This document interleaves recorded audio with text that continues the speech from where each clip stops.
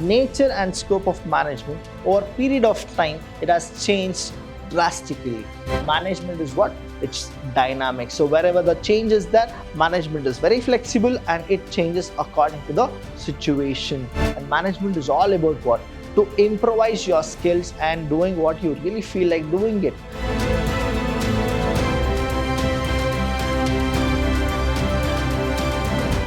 Hello everybody, a warm welcome to one and all. I'm Vidhyaashram from the Department of Commerce and Management in Vidhyaashram First Grade College, the Temple of Excellence. Welcome to the session 3 of Concept of Management.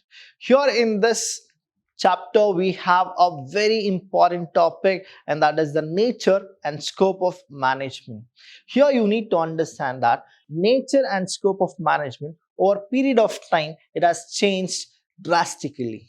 So the evolution of management, if you understand, which can actually be found out in the Harappa and Mohenjo-daro civilization as well as the Kayarians and Hassarian civilization. Now here you need to know that every era management is changing.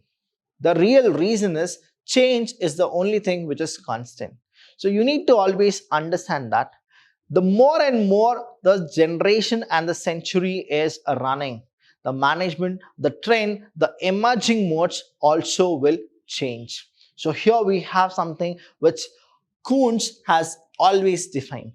Now Kuntz says that management is a very simple form where he states that management is an art of getting things done through others. So when he says that management is an art, so when you think about anything which is like an art, it changes the way the people want to change it. So management is also the same.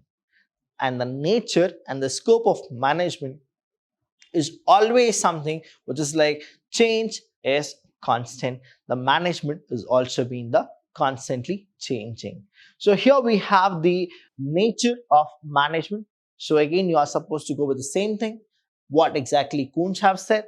Now for every question, the question will be explain the nature and scope of management. You are supposed to define what exactly management is, and then you are supposed to start writing your answers. So here what exactly it is, management is an art of getting things done through and with the people in formally organized groups. So without human being, you cannot go with or you cannot anticipate management to fall in a proper place. The first natures and the scope which I'll be explaining you is the nature I'll explain it to you first, then we'll go with the scope. The first one is management is multidisciplinary. Management is what? Multidisciplinary. It doesn't only think or talk about the management. It goes with a holistic way of discipline. The subjects are more which are involved in management. Then we have management is dynamic in nature. So wherever you feel that there is a change, management is very flexible and there will be the proper management for that particular situation. Next is it relative, but what happens is not absolute principle. It has some relative, but what exactly the absolute principle is that are missing. But exactly I'll tell you what happens is it is very, very close to the reality. The next one is management is science and art. So you would have learned in your PUC that management is an art, science and profession. Yes, here it's the same kind of a thing where you will understand more about the science and art and less of profession. So management has a profession as well. Now you will understand that India is a developing country. When I say developing country, you need to know that management is yet not reached the profession the way we always see in the developed nation. So these are the nature of management. Firstly, you have management is multidisciplinary. Second is dynamic nature of principle. And then you have relative but not absolute. And then you have management has science and art, and management has a profession. So these are the nature of management. So let's talk about one by one what exactly all these things are. The firstly, we have something called multidisciplinary. When I say multidisciplinary, now the disciplinary here is all about there are different streams which management focus, and only if you learn all the streams, I'll tell you, only then you will get to know what exactly management does, because you are actually trying to play with the human being, because management is incomplete with human being. You need human. When you talk more about human beings, what usually happens is human is heterogeneous. People are heterogeneous. So to handle heterogeneous people, you cannot follow only one kind of management. That's why management is what? Multidisciplinary. You need to actually take things from psychology, sociology, anthropology, all those things you are supposed to take. Only then you can make a proper management. So I'll give you an example here. Say supposingly there are three people. Say A, then we have B, and we have C. Now here we have A, B, and C. Now you are the boss who's assigning, right, the duties. Now when you are assigning the duties, what exactly you are supposed to do? When you start assigning A, B, C the work, usually you will come across one difficult situation, that is how to get the things done through them.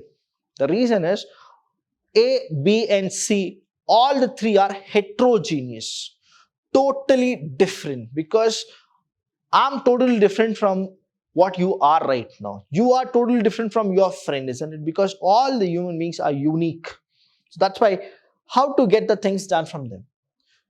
To get the things done from them, you are supposed to, firstly, you are supposed to know about the anthropology, that is the human being, the behavior, psychology, sociology, all those things. Then only you will get to know that what is their real weakness and how to get the things done. Supposingly A needs more salary, only then he is happy and he can work. So his factor is salary. Now there is a person called C. Now he is not interested with a salary, but he really needs something called a good position, right? A good designation. Now he needs a proper designation. Now B, he needs job security. Job security. Now only after you know what is their real consideration, then now you can play with it and then you can get the things done. See, the minute you tell them to do something, definitely they'll actually do the work, because you are the top level and they're in the middle level. They'll do it, but they'll not do it efficiently. So what is that? They have the thing, they have the perspective. If you can fulfill that, now they are in your court and then you can start doing it. So that is called multidisciplinary. So multidisciplines such as psychology, sociology, anthropology, economics, ecology, statistics, operation research, history, all these things are what? It is present only when you know all these things, right? That is where management will be proper. That's why we say management is multidisciplinary. Nextly, you have the second nature of management, that is dynamic. That too, management is really dynamic. The reason is it is very flexible. Management is what? Is very flexible in what actually they go with. Now here management, it's a nature that any change you have, management will adjust to it. See, without having any doubt, acting according to situation, right? That is what the manager should actually be ready with, because uncertainty, risk are the two factors which are common in a business. And if you will not change yourself, if you will not adapt to the situation, what is the use of having a management? That's why management is what? It's dynamic. So wherever the change is there, management is very flexible and it changes according to the situation. And here in the field of management, organization research are being carried on to established principle in changing society, and no principle can be regarded as a final truth. Yes, that is very, very true. Whenever you go with any principle, because human is heterogeneous, what usually happens is all the principle, whatever we do, it will actually not be the final truth. The reason is, again, human changes. The trend will change. I'll give you an example here, dynamic nature. There is a company called Nokia, right? Nokia. Nokia is a company from Finland, and Finland is very famous for two of the things. One is Nokia, and the next thing is the perfume of blue whale and the other aquatic animals. Now, when Nokia wanted to start and they wanted to launch their mobile phones, right? They had a dilemma that will the mobile phone be sold in the local area of Finland? But later what happened is they changed the entire management and they were the global ruler. When they went with a global, what exactly happened is a small company which thought that there is a negative side or a positive side, that we will sell our mobiles to at least local domestic market, but they never had any kind of a thing. The minute they went to the global market, the entire management system changed. The reason is what? Within fraction of seconds, you will get to know that what the real global environment wants. Now, after that, what happened? They never had that particular time to change themselves. So they dismantled all the management and they reframed within a month. And when they reframed within a month, they were ready to launch their management in across all the countries where the market was booming. So what exactly it is? Management is flexible. That means all the management, whoever does, right, they need to make sure that management should be very flexible. Next one we have is relative, not absolute principle. Yes, it is relative, but what happens is it's not absolutely the principle. I told you, because it's not a final truth. Here, management principles are relative, not absolute, and they should be applied according to the need of the organization. See, when you don't go for the need of organization, what happens is, because somebody is applying those kind of a tricks, you cannot copy the same tricks and apply in your business. Though both the business are proper or the same, but what happens is there is a change. What is a change? Each organization may differ from each other. What are the differences? Is because of time, place, social culture factors, etc. Say example, now you have seen a company in USA and you thought it's making profit, so you have launched that company in India. It's not compulsory that the company which is very good in USA should also be good in India. There is a difference. You have gone with the same kind of a money, all those investment infrastructure, everything is the same, but what happens is there is what? Difference because of time, place, socio-culture factors, etc. I'll give you an example here also. You have a big company that is called McDonald's, and they were the number one and they are still the number one when it comes to the food beverages. McDonald's wanted to come to India before 1991. When McDonald's wanted to come, though McDonald's was very famous outside India, when it wanted to come to India and Pakistan, there was a problem. The reason is the socio-culture factor. McDonald's was very famous with two of the products where it was a ban in India as well as Pakistan. So what happened? They changed their things and then they entered India as well as in Pakistan. So what exactly happens? Same thing. It is all about what? Relative but not absolute. Nextly, we have management has science and art, and later we have management as profession. I'll just tell you here, please understand this. Now, when I tell you about science, it is not exactly science, it is a pseudoscience. When I say it is a pseudoscience, so you are supposed to know that science is based on logic, consistency, as you all know, systematic explanation, critics evaluation, and experimental analysis. This is what happens in management also. Whenever we go with management, we always talk about logic thing, that will it happen or it will not happen. And then we'll go with experimentation, that is we take a risk.